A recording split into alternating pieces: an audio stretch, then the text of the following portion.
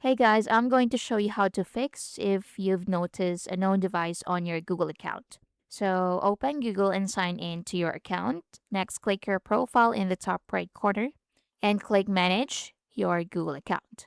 Next, on the left menu, click Security and Sign in. So once you're here, scroll down and go to your devices. So under your devices, select Manage All Devices. So here you'll see every device currently signed in to your account. If you spot an unfamiliar device, tap or click to view details like the device type, browser location, and last activity. So you may have to enter your password to verify if it's you. So just type in your password and press enter.